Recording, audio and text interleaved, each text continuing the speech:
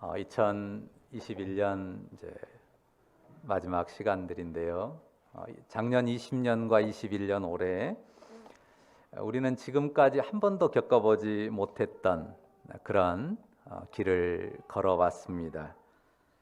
자, 우리 나이 드신 어르신들은 물론 이제 큰 난리들 겪었죠. 6.25뿐만 아니라 여러 가지 환란들도 많이 겪었지만 이 코로나19 상황은 참 색다릅니다. 정말 초유의 경험이죠.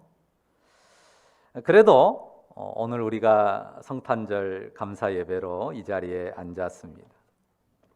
여러 가지로 혼돈스럽고 어려운 상황에서도 변함없이 성탄절 감사 예배를 드릴 수 있게 된 것이 얼마나 큰 은혜인지 모릅니다. 여러분들 안에 성탄의 기쁨과 감사와 행복이 가득하기를 바랍니다. 자, 우리가 누가복음 2장을 읽었습니다. 설교 제목이 뭔가요? 구유의 표적이라고 했습니다. 구유가 뭔가요? 소밥통이요.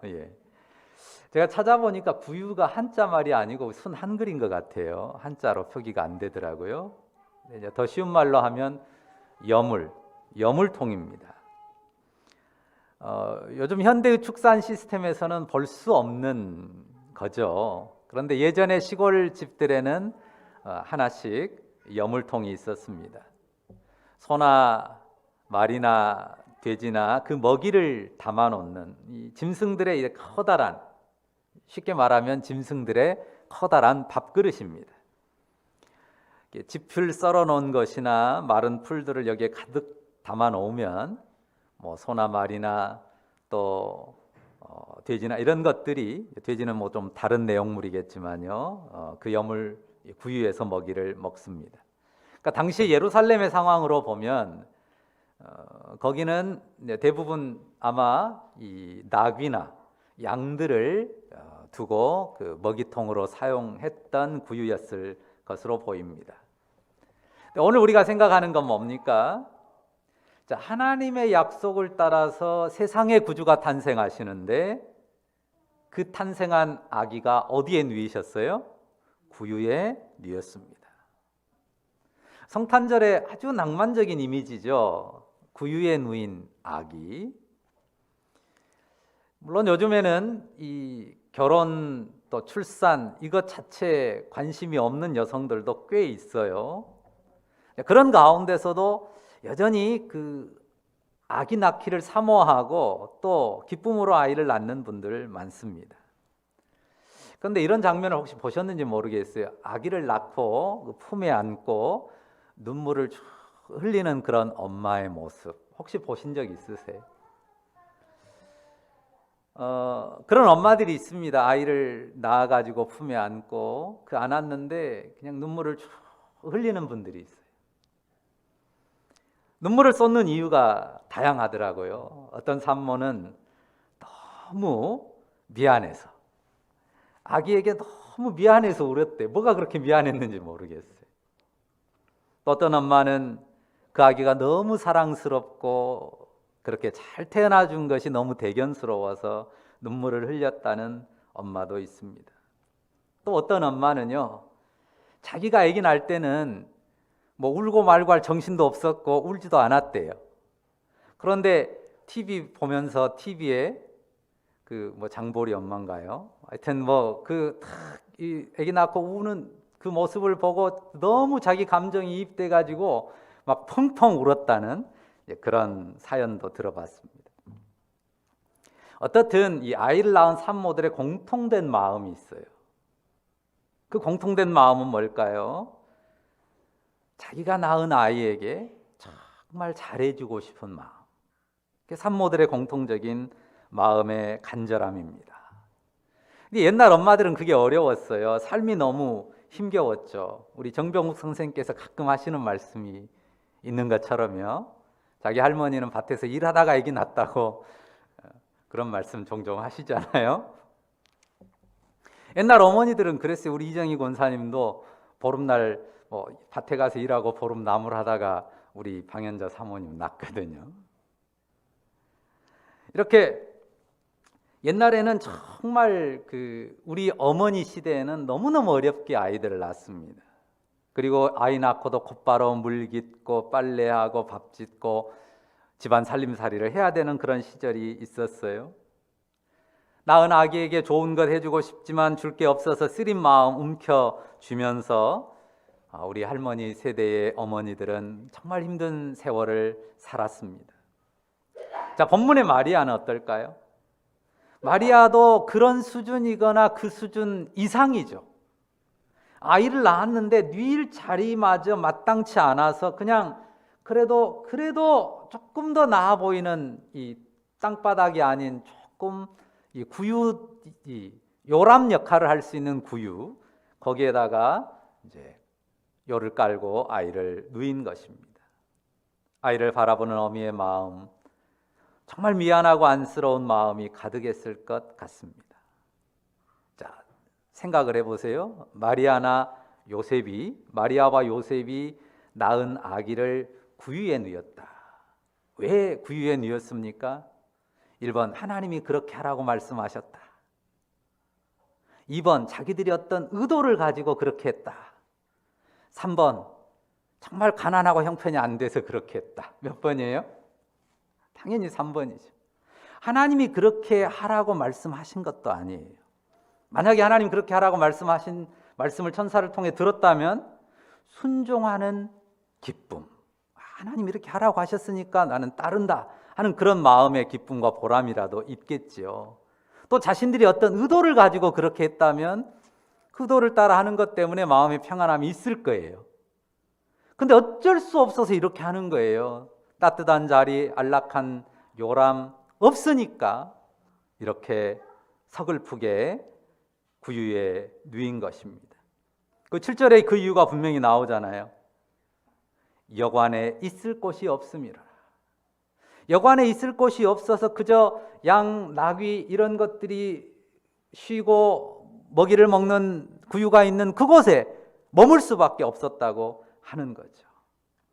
여관에 방이 없습니까?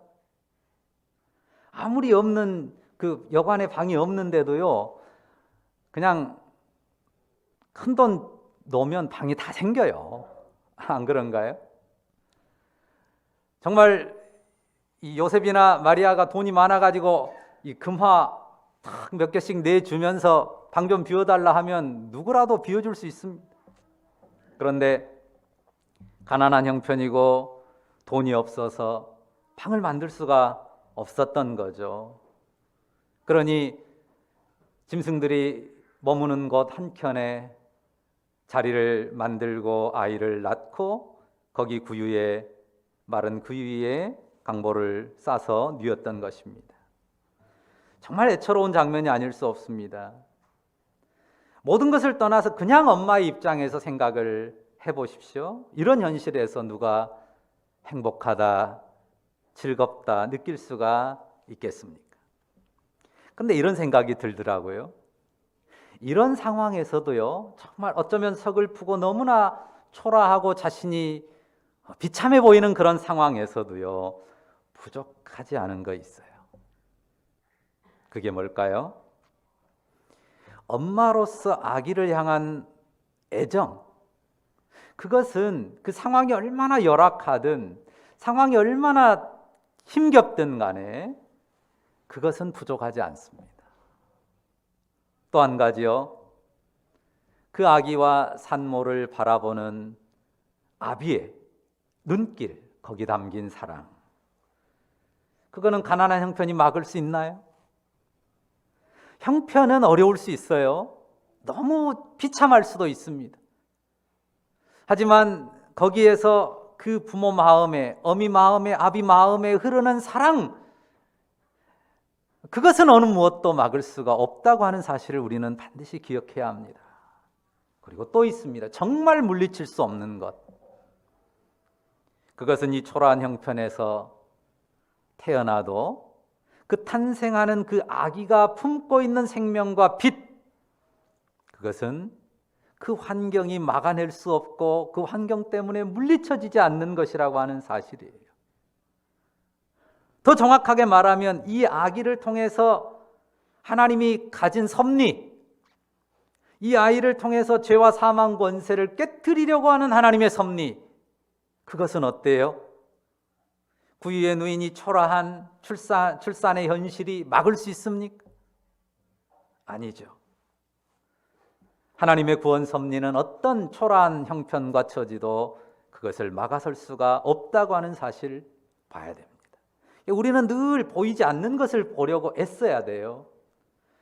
초라한 현실, 너무나도 서글픈 처지, 상황, 그것보다도 그런 상황에서도 우리 영혼에 꺼트릴 수 없는, 결코 막아낼 수 없는 사랑, 그리고 거기에 충분히 나타날 수 있는 하나님의 섭리, 하나님의 구원의 손길, 하나님의 흐르는 그 역사 섭리를 그 어떤 것도 막지 못한다는 사실을 우리는 볼 수 있어야 되고 기억할 수 있어야 합니다.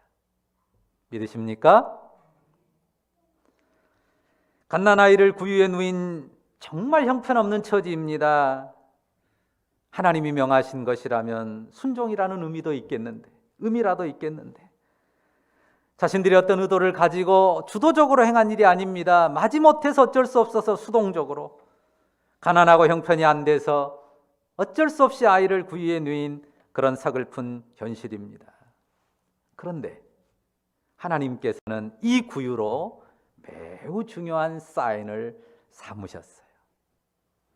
그러니까 마리아나 요셉의 입장에서나 또 주변 사람들이 볼 때는 너무나도 초라하고 도무지 가치 있는 것으로 여길 수 없는 그 구유, 그것을 가지고 하나님은 매우 중요한 사인을 삼았습니다. 8절 보시면 그 지역의 목자들이 밖에서 밤에 양떼를 지키고 있었습니다. 그런데 그때 갑자기 이들 곁에 주의 사자가 서고 주의 영광이 그들을 두루 비추었습니다. 찬란한 빛 가운데 자신을 둘러싼 그 하나님의 사자들을 본 이 목자들의 반응이 어떻습니까? 거기 크게 무서워하더라 하고 쓰죠. 야, 이게 꿈인가 생신가 꼬집어보기도 하면서 얼떨떨 했는데 가장 큰 느낌은 뭐였어요? 두려움이었어요. 이제까지 살면서 한 번도 경험해보지 못한 엄청난 신비 앞에 섰거든요. 설명할 수 없는 그 놀라운 신비 앞에 섰습니다. 그러니 두려워하죠. 천사가 두려워하지 말아라, 먼저 안위의 말을 하고요, 온 백성에게 미칠 큰 기쁨의 좋은 소식을 전해줍니다. 무엇입니까? 오늘 다윗의 동네에 너희를 위하여 구주가 나셨으니 곧 그리스도 주님이 탄생하셨다고 전합니다. 이 목자들은요, 그 들판의 목자들 상당히 낭만적으로 생각하는데요, 절대 낭만이 아닙니다. 소위 요즘식으로 말하면 3D 업종에 종사하는 사람들이에요. 아주 저급한 사람들입니다. 그 사회에서 소위 못 배운 사람들이고 천하게 여겨지는 그런 사람들입니다. 그런데도 한 가지 분명한 것은 이 사람들도 다 유대인이에요. 그것은 무슨 말입니까? 유대인들이 품고 있는 메시아에 대한 소망, 메시아가 오실 것에 대한 기대, 이것은 동일하게 가지고 있는 사람들이라는 말이에요. 신분이 낮고 배움이 적어도 이들이 천사들의 메시지를 충분히 이해합니다. 오늘날 다윗의 동네에 너희를 위하여 구주가 나셨는데 곧 그리스도 주님이시다 라고 할 때 다 알아요. 이들도 이 말이 무엇을 뜻하는지. 이스라엘 모두가, 유대 사람 모두가 바라고 기대하는 메시아가 오셨고 탄생했다는 그런 소식으로 이해를 합니다. 보잘것없는 자신들에게 천사들이 나타나 이 놀라운 소식을 전한 것에 대해서 그들은 아마 크게 기뻐하고 감격했을 것입니다. 그러면서 그럼 도대체 어디 태어났다는 거지? 궁금할 거 아닙니까? 지금은 뭐 번지수 주소도 있고 또 도로명 주소도 있는데 뭐 베들레헴 당시에 무슨 번지 주소나 도로명 주소가 있는 게 아니죠. 그래서 찾아볼 수 있는 특별한 사인을 하나 알려줍니다. 그 사인이 뭡니까? 구유. 베들레헴에 가서 아이 난 집을 찾아 구유에 누인 아이가 있는지를 봐라. 강보에 쌓여 구유에 누워 있는 아기, 정말 특별한 경우잖아요. 웬만해서는 그런 아이가 있을 수가 없습니다. 그런데 그 장면을 너희가 본다면 그 이미지가 바로 그 아이가 그리스도 우리 주님으로 탄생한 분이다라고 하는 사인이라는 겁니다. 표적. 중국 천하를 통일했던 진시황이라는 인물이 있잖아요. 그의 출생에 관해서는 이런 기록이 있습니다. 그가 갓 태어난 아이였는데요, 이빨이 여러 개 있었답니다. 애들이 보통 태어나면 이빨이 바로 없잖아요. 나중에 자라면서 나오는데 이 진시황은 태어날 때부터 이빨이 여러 개였답니다. 그리고 이 목 뒤에 그리고 등에 이 용비늘 같은 비늘들이 있었다는 거예요. 사실인지 모르지만 여하튼 기록에 그렇게 남아 있습니다. 정말 특별한 표식, 진짜 천하를 통일할 황제감이다라는 그런 표식 정도 되지 않습니까? 그런데 그리스도 우리 주님이 태어나시는데 그런 표식 정도는 있어야 되지 않겠습니까? 적어도 핏줄이 다르니까 배꼽이 탯줄을 잘랐는데 배꼽이 황금색이었다든지, 아니면은 이마에서 무지갯빛이 쫙 흘러나온다든지, 적어도 우리가 크리스마스 카드에서 보는 이 후광이라도, 빛나는 후광이라도 그 머리 뒤에 있든지 말입니다.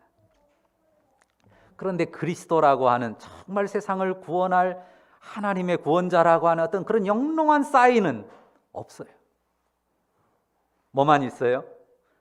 초라한 곳에, 그 초라한 짐승들 머무는 곳에, 그 구유에 강보에 쌓여 누워 있을 것이다.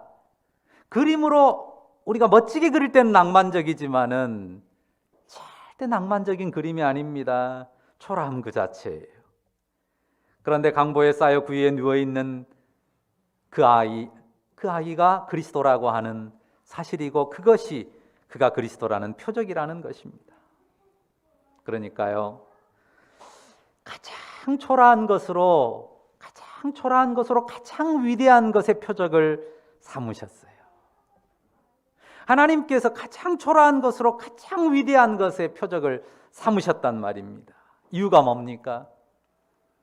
이 세상에 있는 위대한 것들 가지고는 그 위대함을 도무지 표현할 수가 없기 때문이고요. 더 중요한 것은 바로 그 위대함이 이 허물지고 초라한 인생을 위하여 오셨기 때문입니다. 정말 위대한 것을 가장 초라한 표적으로 나타내셨다고 하는 사실을 우리는 우리 마음에 소중하게 새기고 기억해야 합니다. 목자들이 이 천사의 메시지를 받은 뒤에 신비로운 장면이 펼쳐졌는데요, 호련히 수많은 천군이 천사들과 함께 나타나서 하나님을 찬양했습니다. 그 찬양의 내용은 여러분이 잘 아시죠? 하늘에는 영광,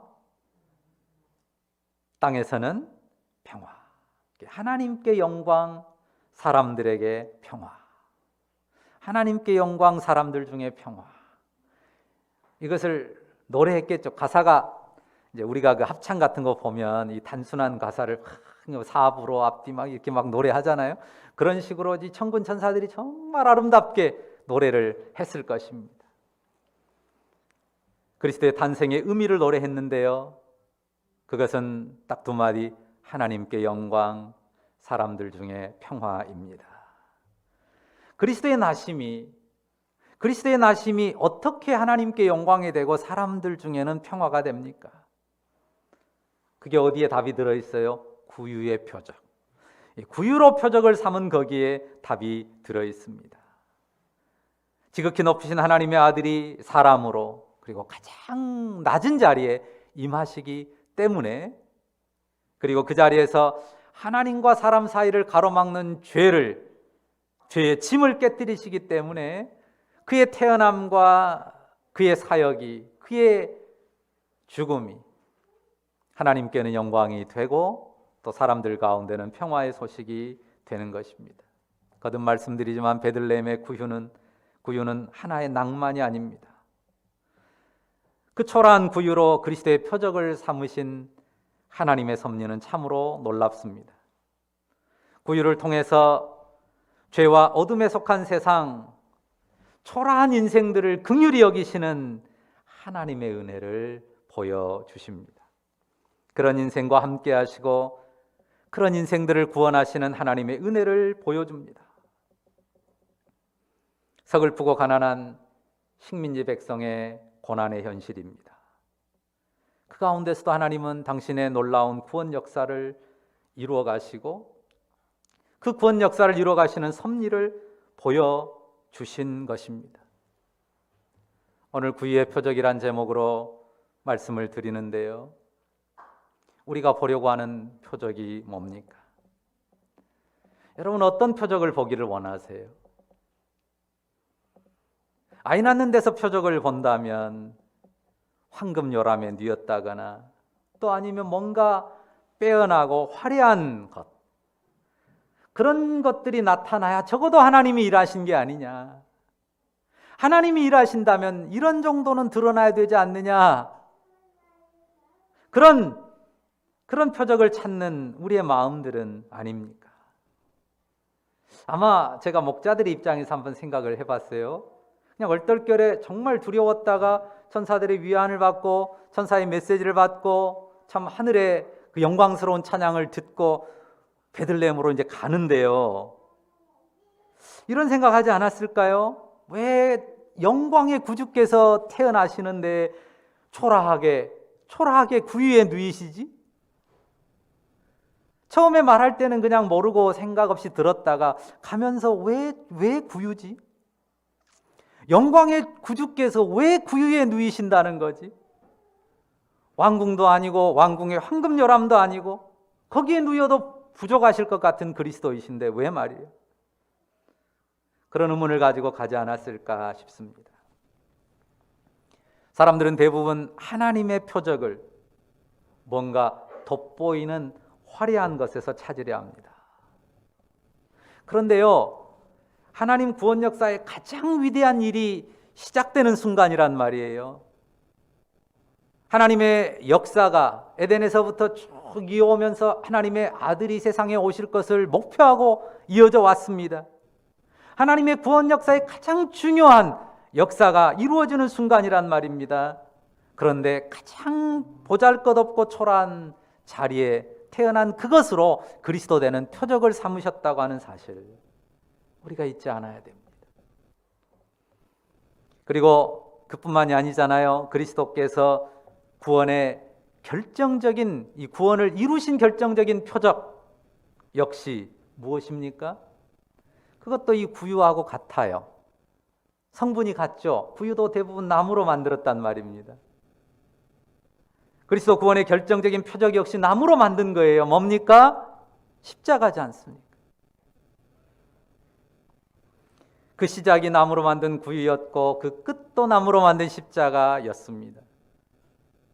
저주라고 여기는, 저주의 상징으로 여기는 나무에 달린 것으로 세상 구원의 표적, 결정적인 표적을 삼으셨습니다. 하나님의 구원의 역사, 그 섭리를 눈에 보이는 세상의 화려한 것과 그 위대한 것에서 찾으려는 마음이 혹 우리에게 있다면 그것은 구유를 표적으로 이 세상에 임하신 그리스도의 복음, 그 복음에서 뒤돌아선 것임을 반드시 기억하면 좋겠습니다. 정말 보잘것없고 초라한 자리에 하나님의 아들은 기꺼이 자기의 자리를 잡으셨고 거기에 핏덩이 아기로 누우셨습니다. 그 그리스도가 우리 죄인들의 마음, 정말 초라하고 누추하고 감히 내놓을 수 없는 그 악한 우리의 영혼 속에 은혜로 들어오신 우리 주님이십니다. 그가 구유에 누이셨기에 또 저주의 십자가에 달리셨기에 그가 죽고 부활하신 후에 그 영으로 우리 초라한 인생들 영혼 중심에 오신 우리 주님이신 줄로 믿습니다. 그 주님을 우리가 성탄절에 다시 한번 기억하는 거죠. 주님이 구유에 누이셨다.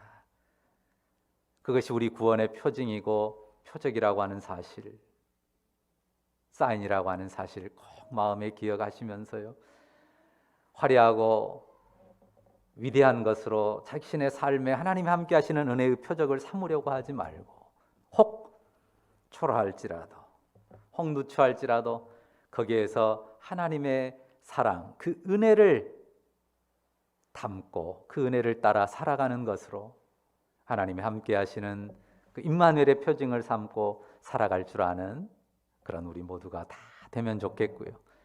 그 마음 결심하고 우리 주님 앞에 감사로 예배하는 그런 귀한 성탄절 다 되시기를 주의 이름으로 축원합니다. 기도하십시다. 거룩하신 주님, 하나님의 아들, 인생과 감히 함께할 수 없는 거룩하신 분이 이 땅에 사람의 몸을 입고 오시되 초라한 구유에 누이셨음을 인하여 감사합니다. 그 초라한 구유가 그리스도의 표적이었던 것 때문에 우리의 어떤 초라함도 누추함도 주님 앞에 서는 데는 부끄러움이 되지 않는 것을 다시 한번 기억하고 감사를 드립니다. 늘 넘어지고 깨지고 부서지는 우리 마음이고 우리의 초라함입니다.